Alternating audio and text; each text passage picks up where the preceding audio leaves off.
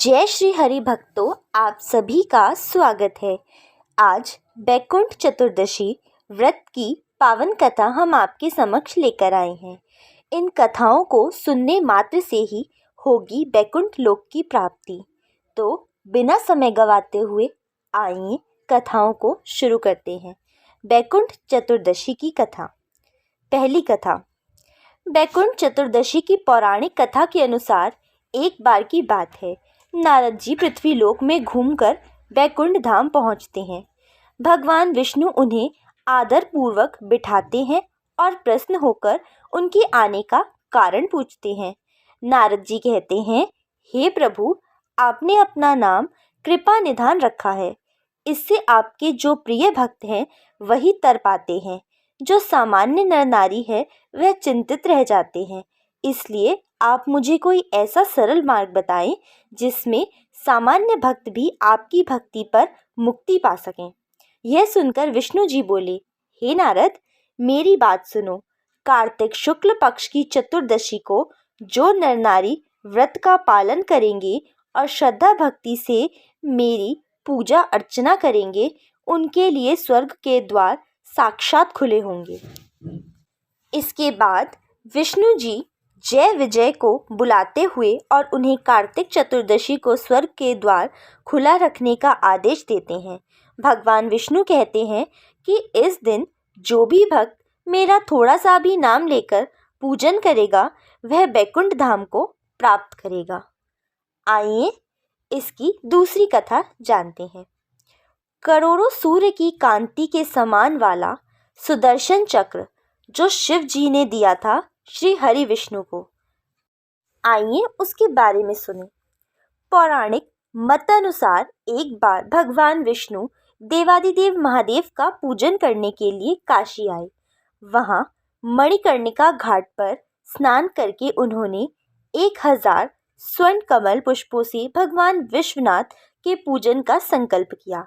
अभिषेक के बाद जब वे पूजन करने लगे तो शिवजी ने उनकी भक्ति की परीक्षा के उद्देश्य से एक कमल पुष्प कम कर दिया। भगवान श्री हरि को पूजन की पूर्ति के लिए 1000 कमल पुष्प चढ़ाने थे। एक पुष्प की कमी देखकर उन्होंने सोचा, मेरी आंखें भी तो कमल के ही समान हैं, मुझे कमल नयन और पुंडरीकाक्ष कहा जाता है। यह विचार कर भगवान विष्णु अपनी कमल समान आंख चढ़ाने को प्रस्तुत हुए। विष्णु जी की इस अगाध भक्ति से प्रसन्न होकर देवादिदेव महादेव प्रकट होकर बोले, हे विष्णु, तुम्हारे समान संसार में दूसरा कोई मेरा भक्त नहीं है। आज की यह कार्तिक शुक्ल चतुर्दशी अब बैकुंठ चतुर्दशी कहलाएगी और इस दिन व्रत पूर्वक जो पहले आपका पूजन करेगा उसे बैकुंठ लोक की प्राप्ति होगी। भगवान शिव ने इसी बैकुंठ चतुर्दशी को करोड़ों सूर्यों की कांति के समान वाला सुदर्शन चक्र विष्णु जी को प्रदान किया। शिव जी तथा विष्णु जी कहते हैं कि इस दिन स्वर्ग के द्वार खुले रहेंगे। मृत्यु लोक में रहने वाला कोई भी व्यक्ति इस व्रत को करता है वह अपना स्थान बैकुंठ धाम में सुनिश्चित करेगा। आइए अब तीसरी कथा जानते हैं। जब पापी धनेश्वर ब्राह्मण को हुई बैकुंठ धाम की प्राप्ति। धनेश्वर नामक एक ब्राह्मण था जो बहुत बुरे काम करता था। उसके ऊपर कई पाप थे। एक दिन वो गोदावरी नदी में स्नान के लिए गया। उस दिन बैकुंठ चतुर्दशी थी। कई भक्तजन उस दिन पूजा अर्चना कर गोदावरी घाट पर आए थे। उस भीड़ में धनेश्वर ने उन सभी के साथ था। इस प्रकार उन श्रद्धालुओं के स्पर्श के कारण धनेश्वर को भी पुण्य मिला। जब उसकी मृत्यु हो गई तब उसे यमराज लेकर गए और नरक में भेज दिया। तब भगवान विष्णु ने कहा, यह बहुत पापी है, पर इसने बैकुंठ चतुर्दशी के दिन गोदावरी स्नान किया और श्रद्धालुओं के पुण्य के कारण इसके सभी पाप नष्ट हो गए, इसलिए इसे बैकुंठ धाम मिलेगा। अतः धनेश्वर को बैकुंठ धाम की प्राप्ति हुई।